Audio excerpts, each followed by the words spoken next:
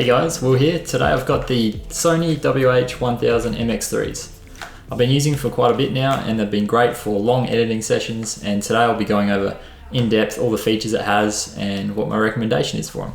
So the main features a good ANC quality headphone need to have are good sound quality, effective noise cancellation, comfortable to wear, and a long battery life.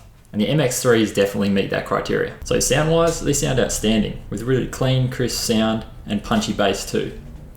They're probably the best sounding noise cancelling headphones without taking the step up to like a studio type headphone, like the Sennheiser HD series.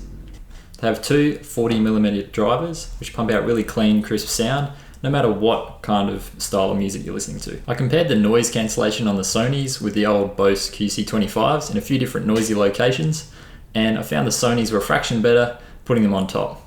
I also checked out the new Bose 700 series, and they seem to have quite amazing noise cancelling, but didn't get the chance to test them in a few different locations. But overall, the Sonys have the best sounding noise cancellation of a few different headphones I've tried now. One of the main things I look for in a pair of headphones is just how comfortable they are, especially because I tend to use headphones for longer listening periods. These sit really nice around your ear with this closed back design around the ear cups, and there's just the right amount of cushioning on the headband too. The adjustment's really good with this notched type adjustment, so you can get just the right fit. I really only found them starting to be uncomfortable around about 8 or 9 hours after listening to them. They get a little bit tight up here around the headband, but it wasn't a big deal. Overall, these are super comfortable to wear. The MX3s have quite an aesthetic design with these copper accents on the outside of the ear cups as well as the Sony logo. The headband itself feels quite solid, the adjustment feels good, and it doesn't feel like it's going to slide around in place while you're wearing them. And there's also this solid hinge on the headband that allows the headphones to be collapsed and be put away for storage. There's a USB-C port under the right ear cup, so you can use other devices that use USB-C as well.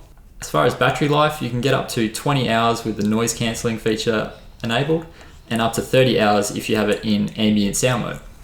So far I've talked about all the good points of the MX3s, but there are some downsides. Obviously no piece of tech is perfect, and in this case the first problem I found with these was that the left ear cup was making a weird crackling noise when the noise cancelling was turned on. After doing some digging on Reddit and Sony forums, I found that this was actually a common problem with these. So I ended up returning these headphones and getting a replacement.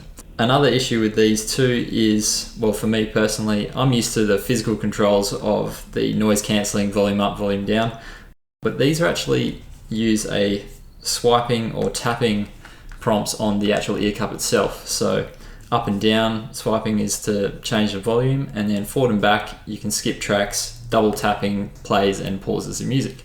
This is quite a small surface area on the right hand ear cup, so sometimes you can get a bit jumbled up and it does take a little bit of getting used to, or you might, instead of volume up, volume down, you might accidentally skip the track.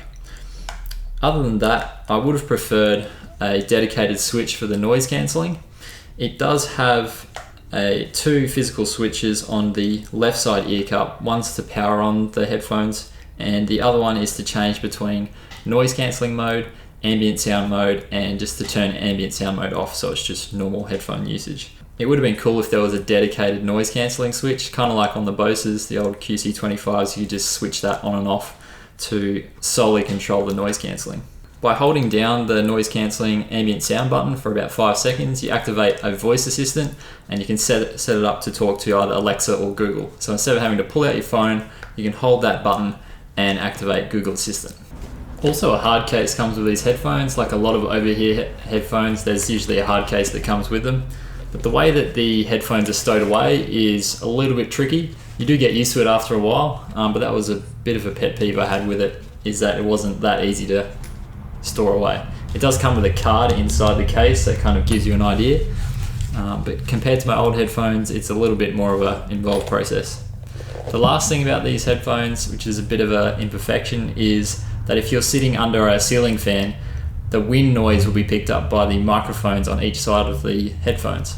This comes through as kind of like a static sound, and it also happens if you're outdoors and it's a really windy day, you'll hear a bit of static coming through each side. These headphones also have NFC, as you can see by the logo on the ear cup. That means you can quickly pair and unpair with your devices that have NFC enabled. I use this quite often with my mobile phone to quickly pair and unpair with it. The other sticking point with these headphones is that they only support pairing with one device at a time. The only exception to this is you can have it paired to your phone to receive and answer phone calls and talk with the headphones on, and also have it paired to a media playing device like an iPad and be watching a movie at the same time. You can't, however, seamlessly switch between your mobile playing a movie and having the audio come through, and then decide to pause that and play music on your iPad and have it come through straight away on your headphones. This is because the Bluetooth technology is only 4.2 for these Sony headphones, and if your previous headphones supported multiple device connections, they likely had Bluetooth 5.0, which is what supports this. So if you're looking forward to that feature being implemented on these headphones, unfortunately it doesn't have it. And I thought it was worth a mention because it might be a big sticking point for some.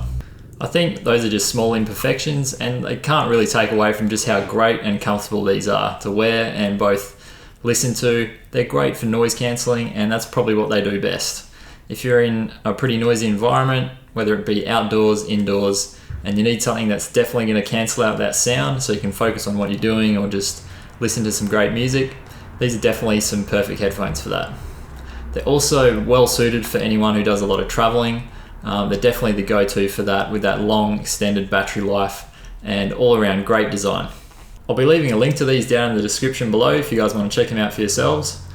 If you enjoyed this video, please leave it a like, subscribe, and turn on notifications to be notified when more videos like this come out in the future. Thanks for watching, and I'll see you in the next one.